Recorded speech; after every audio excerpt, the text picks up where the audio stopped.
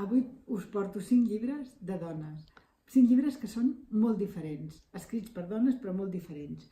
El primer, Les possessions de la Llucia Ramis, publicat per Anagrama.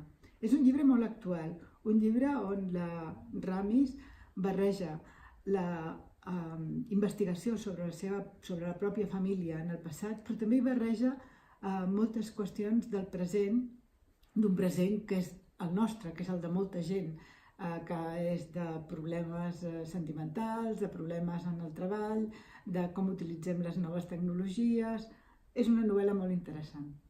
Las esposas de los Álamos, de Taraji Nesbitt. Es un libro escrito en primera persona del plural, porque son todas las mujeres de los científicos que estuvieron en los Álamos trabajando en el proyecto Manhattan, un proyecto sobre cuestiones atómicas del cual ellas no estaban informadas, y cómo estas mujeres van entendiendo en qué están metidos sus maridos. Es muy, muy interesante. La trenza, de Laetitia Colombani, publicado por Salamandra, es un libro que cuenta tres historias de tres mujeres que viven en sitios muy distantes uno de otro y en ambientes muy, muy, muy distintos. Y sin embargo, sus historias se van cruzando y se van atando como si de una trenza se tratara.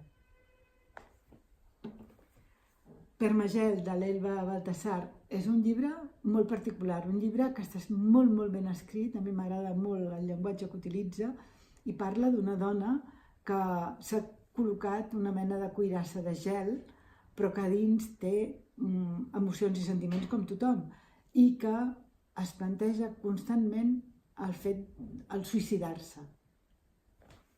I per últim, Canción Dulce, de la Leila Slimani, publicat per Cabaret Voltaire, es una novela de intriga basada sobre todo en la psicología de los personajes. Una mujer que tiene niños pequeños y que finalmente decide coger una persona que la ayude en casa, una asistenta que se ocupe de la casa y de los niños. Y esa situación, que es de lo más cotidiano, va complicándose hasta un final aterrador que preveemos ya desde el principio.